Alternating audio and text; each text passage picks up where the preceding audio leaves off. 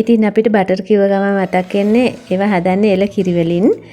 ඒ වගේම තමයි මාගරින් වර්ග හදන්නේ නම් එළවලු තෙල් වලින්, සූර්යකාන්ත ඔයිල් වලින් වගේ.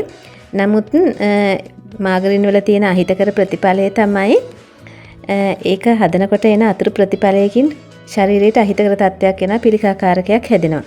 ඉතින් බටර් කියන්නේ සත්ව කිරි. ඉතින් සමහරු ඉන්නවා වෙජිටේරියන්. ඒ කියන්නේ මස් මාළු කරවල බිත්තර උඹලකට කන්නේ නැහැ. ඒ වගේම කිරි වර්ග බොනවා.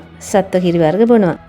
නමුත් සමහර අය ඉන්නවා මස් මාළු බිත්තර කරවල වලට අමතරව කිරි වර්ග බොන්නෙත් නැහැ. ඒ කියන්නේ සත්ව කිරි. ඉතින් එහෙම අයට කියන්නේ වීගන් අය කියලා 100%ක් ෆුල් වෙජිටේරියන් අය. ඉතින් එහෙම අයට විසඳුමක් විදිහට මේ බටර් එක හඳුන්වලා දෙන්න පුළුවන්. එහෙම අයට විතරක් නෙමෙයි ඕනම කෙනෙකුට නන් වෙජි ඕනම කෙනෙකුට මේක ආහාරයට ගන්න පුළුවන්. පාන් එක, බිස්කට් එක, අනිත් බටර් වගේම. ගොඩක් අය මට කියලා තිබුණා වීගන් අය කිරි බිත්තර බටර් මොනවත් දාන්න නැතුව කේක් එකක් හදන්න කියලා. ඉතින් මේ කේක් එක හදන්න අවශ්‍ය වෙන දෙයක් තමයි මම අද හදන්නේ. ඉතින් මේ බටර් එක ශක්තිය වර්ධනය කරන එනර්ජි ආහාරයක් විදිහට ක්‍රීඩකයන්ට ලබා දෙනවා.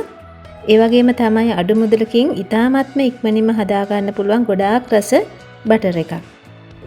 ඉතින් රැඳිලා ඉන්න මගේ channel එකත් එක්ක මේ මගේ කුසලා simple life YouTube channel එක ඔයාලා ආදරෙන් පිළිගන්නවා අයබුවන් කියලා අද මම හදන්නේ peanut butter. ඉතින් අපි දැන් මේක හදන්න බලමු. මම ගත්ත රටකජු ග්‍රෑම් 250ක්.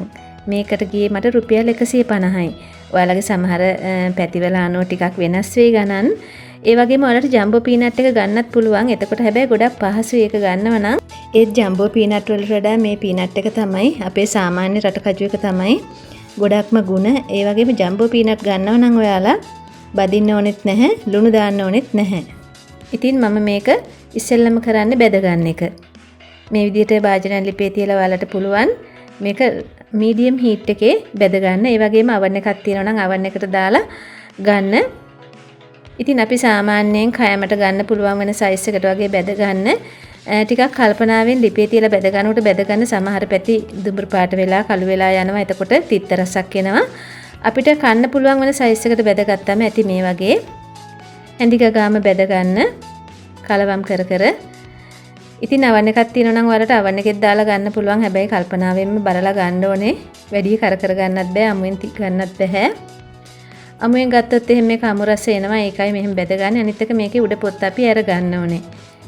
ඉතින් දැන් හරි මේ සයිස් එකට වගේ ආවට පස්සේ මේක හොඳට බැදිලා මගේ වැඩිපුරත් එක්ක ටිකක් බැදිලා තිබුණා. ඔයාලා පොත්ත අයින් කරපුවම මේකේ සුදු පාට පේන්න තියෙන්න ඕන. හැබැයි හොඳට බැදිලා තියෙන්න ඕන. එකක් දෙකක් කාලා බලන්න රසට තියෙනවද කියලා. ගොඩක් බැදිලා වැඩි කළු පාට වෙලා තියෙනවා නම් ඒවා අයින් කරලා දාන්න. මොකද තිත්ත රස ගහයි බටර් එක නැත්තම්. ඊට පස්සේ මම කරන්නේ දැන් නිවිලා තියෙන්නේ මේක අතින් පොඩි කරලා පොත්ත යවා ගන්න ඕනේ. මෙහෙම හොඳට අතින් පොඩි කරලා පවන් ගහපුවාම මේක යනවා. එහෙම නැත්තම් කුල්ලකට වගේ දාලා හරි කාඩ්බෝඩ් එකකට දාලා වී හාල් පොලන්නේ ඒ වගේ පොළපුවාමත් අයින් කරගන්න පුළුවන්. එහෙම නැත්නම් තදට ෆෑන් එකක් දාලා ෆෑන් එක යටින් තියන්න. හැබැයි හැම තැනම විසි වෙයි එතකොට. ඉතින් කොහොම හරි මේකේ උඩ පොත්ත අයින් කරගන්න ඕනේ. මේකට වතුර පොඩ්ඩක්වත් මිශ්‍ර කරන්න එපා. මම මේක ග්‍රයින්ඩර් කප් එකට දාගත්තා. කිසිම දෙයක් එකතු කරන්නේ නැතුව මේක ග්‍රයින්ඩ් කරගන්න ඕනේ.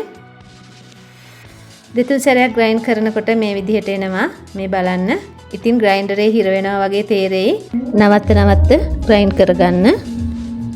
මේක අපි කිසිම දෙයක් දැම්මේ නැති වුණාට දැන් මේ තෙත ගතියට වගේ තියෙන්නේ ඒකේ තියෙන රටකජු ඔයිල් එක. ඉතින් මේකට ඔයාලට එකතු කරන්න පුළුවන් සීනි හරි මී පැණි හරි. ඉතින් මම දෙකම තිබුණු හින්දා දෙකම ටික ටික එකතු කරනවා. සීනි දානවා නම් ඔයාලා මේස හැන්දෙන් පුරවලා එකක් වගේ දාගන්න. මී පැණි දානවා නම් මී පැණිත් ඒ වගේ දාගන්න. මම මේස හැන්දි භාගේ දෙකෙන්ම දාගත්තා. බ්‍රවුන් කලර් sugar එක දාන්න තියෙනවා නම් ගොඩක් හොඳයි. දැන් ආයි ග්‍රයින්ඩ් කරන්න හොඳට පේස්ට් එකක් වෙනකම්ම.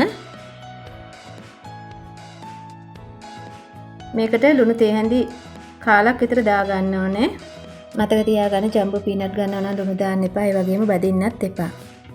ආයෙසරයක් ග්‍රයින්ඩ් කරගන්න ඊට පස්සේ. ඉතින් මේ විදිහට ග්‍රයින්ඩ් කරගන්න මේක පේස්ට් එකක් වෙනකන් ඔයාලට ඉතින් මේක මේ විදිහට ගන්න අමාරුයිනේ පාන් වල එහෙම. ඒ හින්දා මේකට අපිට එකතු කරන්න පුළුවන් ඔයිල් එකක්. පීනට් ඔයිල් තියෙනවා නම් හොඳයි. එහෙම නැත්නම් හොඳටම හොඳයි අපේ ගෙදර තියෙන සුදු පොල් තෙල් ටිකක් එකතු කරන්න. දැන් ආයේ ග්‍රයින්ඩ් කරගන්න. මේ බලන්න එතකොට හොඳට බටර් එකක් වගේ පේස්ට් එකක් වගේ මේක ග්‍රයින්ඩර් වෙලා එනවා. ඔයාලට සුදු පොල් තෙල් හිඳ ගන්න වීඩියෝ එක මම කරලා තියෙනවා. පොල් තෙල් ගෙදර හදාගන්න විදිය වීඩියෝ දෙකක් කළා. එකක් වර්ජින් කොකනට් ඔයිල් හදන විදිය රත් කරන්න නැතුව, අනිත් එක සාමාන්‍ය විදියට සුදු පොල් තෙල් හදාගන්න විදිය. මම මේකේ link එක පල්ලෙහෙන් දාන්නම්. ඔයාලා ගිහින් බලන්න. ඒ වගේ තෙල් ටිකක් හිඳ ගන්න පුළුවන් නම් ගෙදර ඔයාලට හැම දෙයකම හොඳයි. මේ වගේ කෑමකට පිරිසිදු අපිට බය නැතුව එකතු කරගන්න පුළුවන්. ඒ වගේම ඔළුවේ ගන්නත් පුළුවන්. ඒ වගේම තමයි කඩේත් ගන්න පුළුවන් සුදු පොල් තෙල් පොඩි බෝතලුත් තියෙනවා. ටිකක් මිල අධිකයි සාමාන්‍යකට වඩා. ඉතින් මේකට නම් අවශ්‍ය වෙන්නේ මේසෙ හැන්දක් වගේ. මම පොල් තෙල් ටිකක් දාලා ඒ විදිහට ග්‍රයින්ඩ් කරගත්තා. දැන් හොඳට තියෙනවා බටර් එකක් වගේම. ඔයාලට මේකේ ඝන ගතිය වැඩි වගේ නම් thick වැඩි නම් තව පොල් තෙල් ටිකක් දාගන්න. කිසිම ප්‍රශ්නයක් නැහැ. සුදු පොල් තෙල් ළඟට අහිත කර නැහැ. බටර් එකක් වගේම තියෙනවා. ඒ වගේම හරිම සුවඳයි, හරිම රසයි. ඉතින් මම මේ වගේ ක්‍රීම් කැකර් බිස්කට් එකකට තමයි මේක ගාගන්නේ. අපේ ගෙදර පාන් තිබුණ නෑ මේ වෙලාවේ. හරිම රස බටර් එකක් මේක. ඉතින් අනිත් එක තමයි කේක් එක හදනවා මම ඊගාව දවසේ අනිවාර්යෙන් ඒකට මේක ඕනේ. ඔයාලා මේක හදලා තියාගන්න. මේක ෆ්‍රිජ් එකේ දාලා තියාගන්නත් පුළුවන්. දවස් 8ක් 10ක් විතර තියාගන්න පුළුවන්. කිසිම ප්‍රශ්නයක් නැතුව ගොඩ හදාගන්න එපා. ග්‍රෑම් 250කින් විතර හදාගන්න. ඊට පස්සේ අවශ්‍ය වෙන වෙලාවට ආයි පාවිච්චි කරන්න පුළුවන්. ඒ වගේම තමයි මේ පීනට් බටර් වලින් වෙන රටවල් වල ගොඩක් ආහාර වර්ග හදනවා. හරිම ගුණවත් බටර් එකක් මං කිව්වා වගේ. ඉතින් අනිත් දවසේ අපි වීගන් කේක් එකකින් නැවත හම්බ වෙමු. ඔයාලා මගේ වීඩියෝ එක හොඳ නම් ලයික් එකක් දාලා කමෙන්ට් එකක් දාලා ෂෙයා කරන්න. ඒ වගේම සබ්ස්ක්‍රයිබ් කරලා නැත්නම් මගේ channel එක සබ්ස්ක්‍රයිබ් කරන්න. නැවත හමු වෙමු. මම ගිහින් එන්නම්. සුබ දවසක් ඔයාලට. නිරෝගී දිවියක්.